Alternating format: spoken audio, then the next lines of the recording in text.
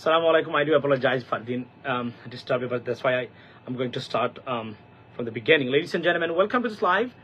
আজকে হলো যে আমি জানি আপনারা যারা আছেন তারা নিশ্চয়ই আপনাদের নতুন স্বাধীনতার এই ক্ষণ বা এই মোমেন্টটা এনজয় করতেছেন top to bottom across the world. এটা চলছে বর্তমানে এবং এটা যে দ্বিতীয় মুক্তিযুদ্ধ এটা শুধু আমি বলি নাই, ডক্টর মোহাম্মদ ইউনূস একটু আগে দেখলাম ফ্রান্স 24 নিউজ, সেখানে উনি বলছেন যে সারা পৃথিবীর মানুষ আপনার এই দ্বিতীয় মুক্তিযুদ্ধের প্রাককালে বা মোমেন্টগুলো এনজয় করতেছেন। উনি ডক্টর মোহাম্মদ ইউনূস ফ্রান্স 24 এটাতে বলছেন একটু আগে, ইংরেজিতে হয়েছে, যারা একটু খোঁজ নিতে পারেন।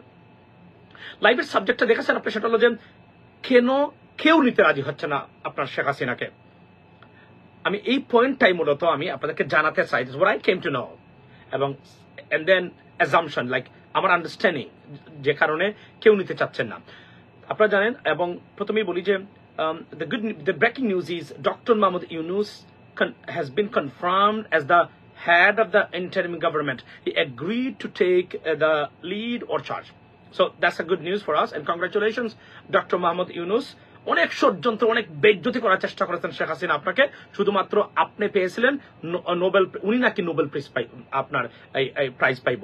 একজন ব্যক্তি যিনি পালিয়ে গেছে দেশ থেকে 15 বছর একটা দেশকে নরকে পরিণত করেছেন উনি, এক্সকিউজ মি, এবং মানুষের উচ্ছ্বাস উদ্দীপনা, মানুষের আনন্দ দেখলে বোঝা যায়।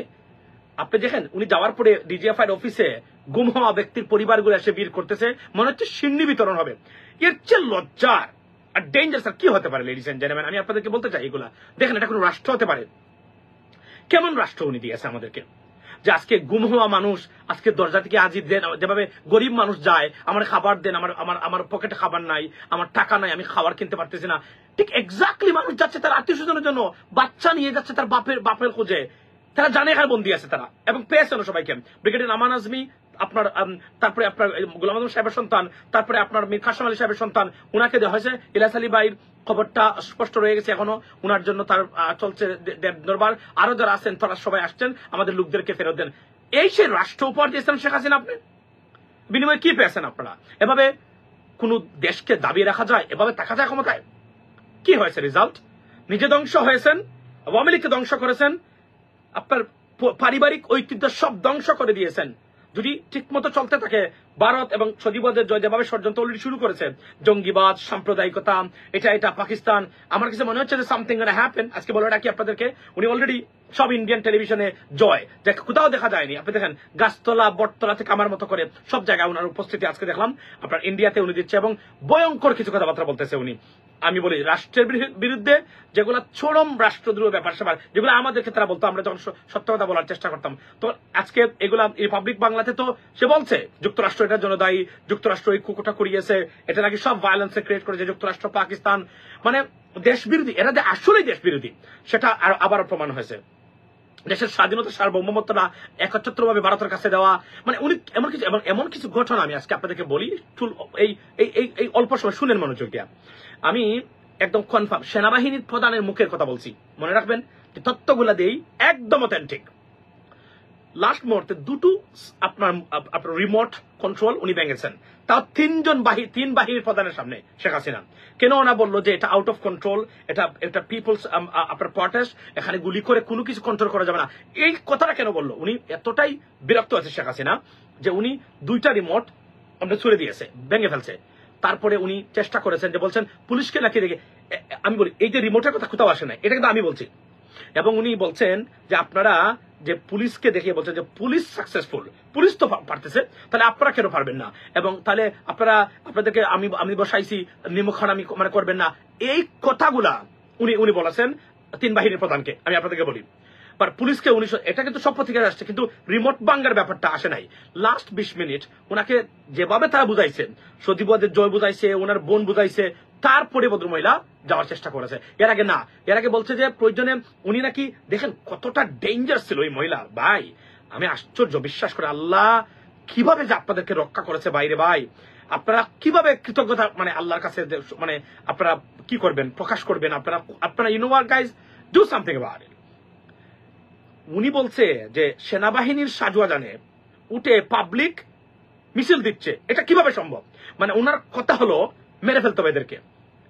কতটা ভয়ঙ্কর একজন মহিলা হতে পারে। Can you imagine ladies and gentleman? এটা সারা পৃথিবীতে ঘটে, এটা রেভলিউশন, এটা প্রটেস্ট।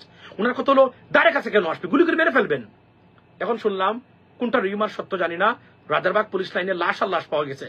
ইটস পসিবল, কারণ রাতে কত মানুষকে সে হত্যা করেছে। কারণ শাপলা চত্বরে হত্যাকাণ্ড করার পরে তো তার মোটামুটি সবকিছু কন্ট্রোলে, সে গণহত্যা চালিয়ে সেটা রক্ষা পেতে পারে, কিন্তু এবার সে রক্ষা পায়নি, কারণ সে বাংলাদেশের মানুষ ঐক্যবদ্ধভাবে এই ভয়ঙ্কর খনি সন্ত্রাসের বিরুদ্ধে আপনার মাঠে নেমেছিল। আমি আসছি যে ইউনাইটেড স্টেটস আপনার শেখ হাসিনাকে কেউ নিতে চাচ্ছে না। আপনারা জানেন যে উনি দিল্লিতে গেছে, ইন্ডিয়াতে। Indian government is not comfortable to shelter her as well, because there are many problems coming up for India, Bangladesh. Everything will be reviewed in coming days or months, or definitely, if not weeks, definitely in months. So what happened is she tried to go to England. তারা গতকালকে বলেছি rejected, the United Kingdom rejected her asylum application, রাজনৈতিক আশ্রয় যেটা তারা দেয় নাই। United states right way, গতকালকে বলেছিলাম টাইম স্কয়ার নাই মানে নাইবে, আজকে দেখি ঘুম থেকে উঠে এটা সত্য পরিণত হয়েছে। তারা তার ভিসাটা রিভোক করেছে। এই তথ্যটা সত্য কিনা আসলে আমরা জানি।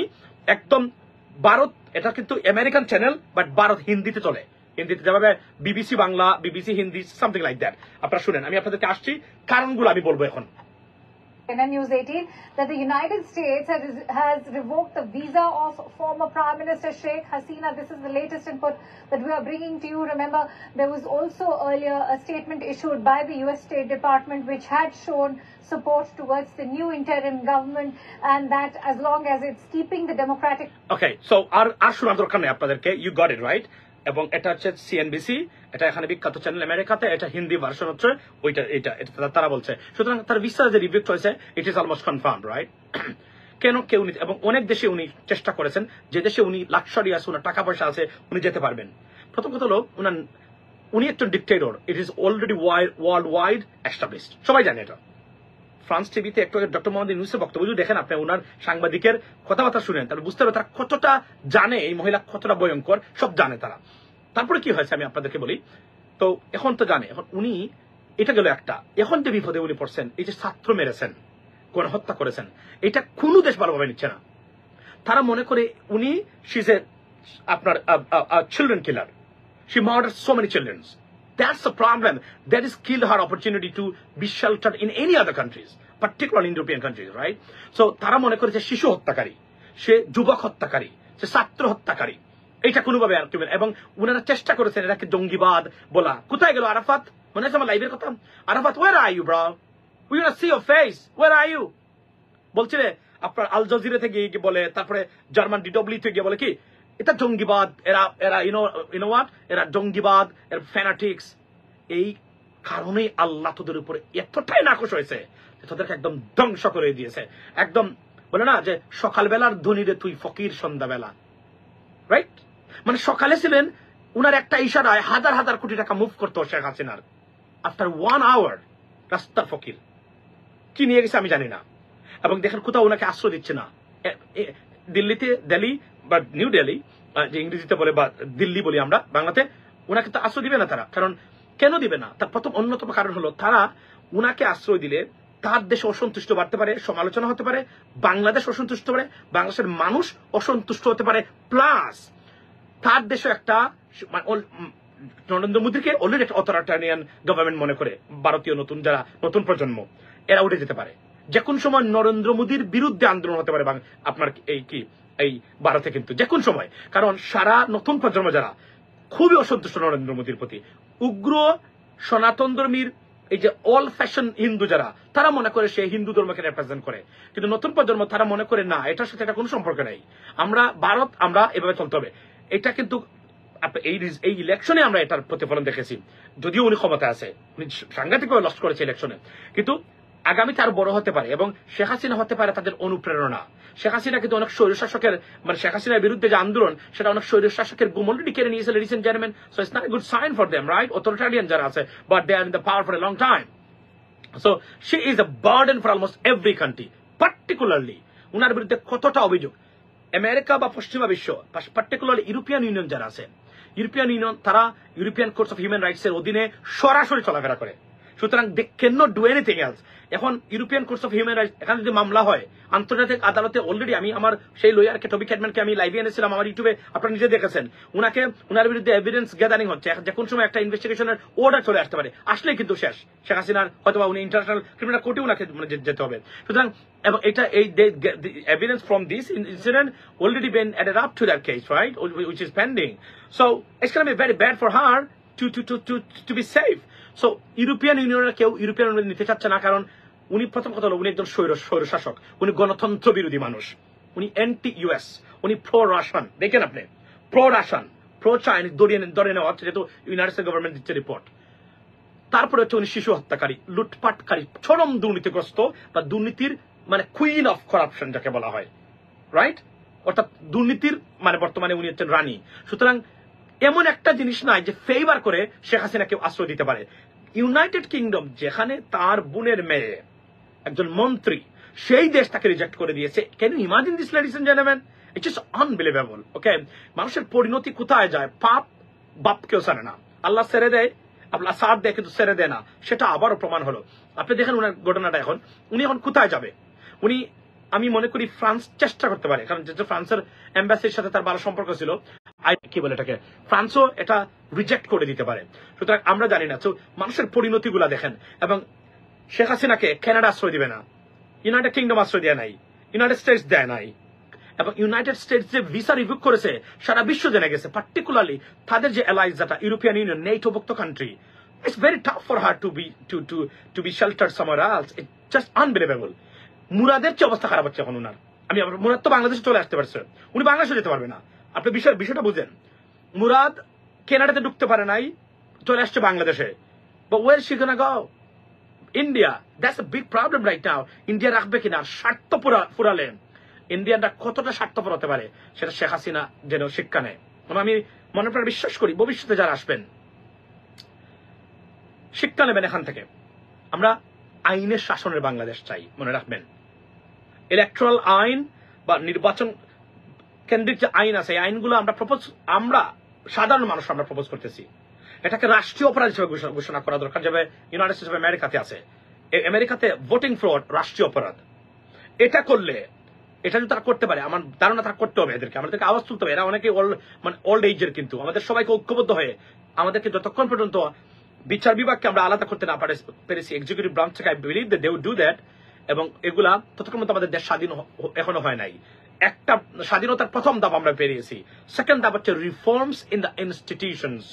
এটা আমি বলছি বারবার, এবং এটার জন্য আমার ক্যাম্পেইন শুরু হয়েছে, লেডিস এন্ড জেন্টলম্যান। সো বলতে গেলে এটাই হলো মুদ্রা কথা, রাইট? তো ওভারঅল শেখ হাসিনার পরিণতিটা কতটা ভয়ঙ্কর দেখেন। সে মুসলমান দাড়ি রাখা দেখলে জঙ্গি বানিয়ে দিত। আহারে, আজকে তার অবস্থা, আল্লাহ তাকে জঙ্গি বানিয়ে দিয়েছে। পৃথিবীর কোথাও তার আশ্রয় নাই। আল্লাহর কি বিচার আপনারা দেখেন। আল্লাহ ছেড়ে দিল, ছাড় দিল, তারপরে ছেড়ে দেয় না, সেটা আবার প্রমাণ হয়েছে। শেখ হাসিনা কোথায় যাবেন? She needs to be brought to bring back to Bangladesh to face justice.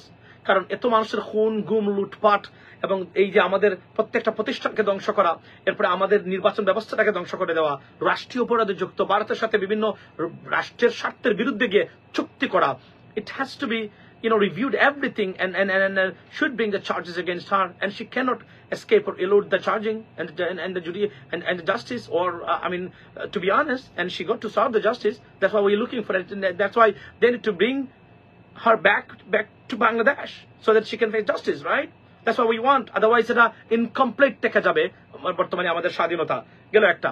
Overall আমার বক্তব্যটা এই জায়গাতেই, শেখ হাসিনাকে কোনো আইনের শাসনের দেশ গ্রহণ করতে গেলে প্রচুর কাঠকর ফুরাতে হচ্ছে। ইন্ডিয়া দেদারসে চেষ্টা করে যাচ্ছে, তাদের যে লিঙ্ক আপ ডিপ্লোম্যাটিক চ্যানেল, কোনোভাবে এটাকে ব্যবস্থা করা যায় কিনা।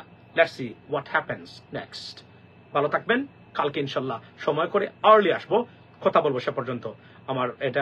এবং don't forget to subscribe my YouTube channel. আমি এই ভিডিওটা ইউটিউবে আমি একটু পরে আবার পোস্ট করবো। আসসালামু আলাইকুম।